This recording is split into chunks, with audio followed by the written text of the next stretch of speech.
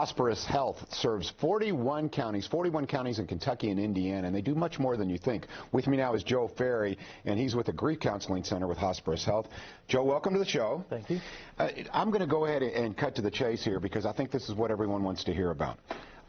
This is a tough time of year for some folks. Absolutely. Yeah, for many people. Yeah, if you've lost a loved one, the holidays, those are the memories. That's when you want to think about them the most. But you're helpful with the fact that, hey, they're still with us. There's things you can do to honor them and remember them, right? Let's talk a little bit about that. Sure. Well, if you think the root words for a holiday is holy days, and what is it that makes holidays so special in our families? It's the traditions that we observe from year to year, and traditions are important because they remind us that we belong and who belongs to us. And so the absence of someone is especially significant this time of year. And so creating ways to stay connected to them is probably not intuitive. I think most of us would reflexively want to distance ourselves, to not think about it. There's a lot of pressure. Come on to Thanksgiving dinner because you need to forget about it. You just need to do things the same old way. And you can't, because someone or several people are no longer there in the way that they were. So doing things on purpose to include them, to connect with them, is actually probably the best act of self-care we can do when we're grieving. Yeah, it's healthy to remember them. Yeah, absolutely. Let's talk a little bit about the services that you offer, because I think a lot of people think that Hosparus Health is very limited. But palliative care, for instance, when I hear palliative care, define that for me, Joe. Well, palliative care is sort of pre-hospice care, right? So for many families, they're dealing with a long chronic illness, and they need support regardless of the outcome, right? A chronic illness can last for many years and remain so. Not all chronic illnesses end up being hospice appropriate. So palliative care adds that other layer of support, provides the same kinds of things we do for hospice families. The distinguishing factor is that hospice is a prognosis of 6 months or less. With our palliative program, there's not that stipulation. So, but then it goes beyond that too. Let's talk about the other side. If you have a loved one who passes away, it doesn't stop after they pass. Hospice steps in to help. I'm guessing this is where you come in, the grief counseling part of it, right? Actually, we come in before, during, and after. There we go. So we want to talk about anticipatory grief, when we're the grief that comes from a long chronic illness and just a change of life together. Anticipatory grief about a death that is anticipated and closing of a shared life together. But then there's also bereavement after a death has occurred. So we provide bereavement support before, during, and after at whatever point we make connection with families.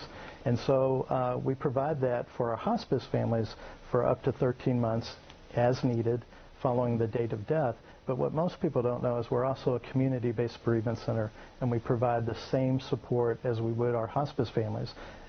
Individual consult, individual counseling, group counseling, education programs, things like that are available to anyone in the community who are dealing with a loss due to death. Joe, because of your profession, and also I'm assuming personal experience, because by now guys we're of similar age, we've been through it, we understand it a little bit, but and also because of your professional knowledge, what recommendations would you have for folks who are watching now and saying, I really miss Mom, I miss Dad, what can I do to remember them in a way that really brings me not only health but happiness as well? Sure. Well, there's a couple of things to do. It's all about the approach. The first thing is to acknowledge that this year will be different, right? COVID kind of has a wonderful way of reminding us of that. But the first thing is to just admit that this year will be different, and that there will be moments where it is sad, or where you're really truly missing that person. And if we can just be honest about that, it sort of relieves the pressure to try and make it something different. But then we want to manage our expectations, right? Do we do things the same old way? Do we switch it up? And whose expectations are they? And so we want to be clear about our expectations and then be sure we're communicating what those are to those around us. And the third thing is play with your traditions. Every tradition had a first. It started somewhere. They didn't always exist. And the truth is traditions change over time. when Thanksgiving dinner is passed from one generation to another, it necessarily evolves. And so the truth is, traditions, while they ground us in this sort of family way of doing things, they've always been something different. And so allow ourselves to play with tradition and do things differently. And then, find ways to remember the person who died on purpose and bring them into the holidays.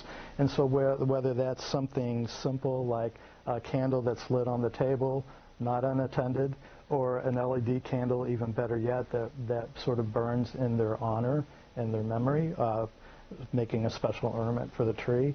Some of the less traditional things I've heard is that Salvation Army tree you were talking about earlier. Worked with a little girl, 6 years old. What is one thing you're going to miss most about Grandpa? And you would think she would say something like, I'm going to miss, the presents I used to get from him.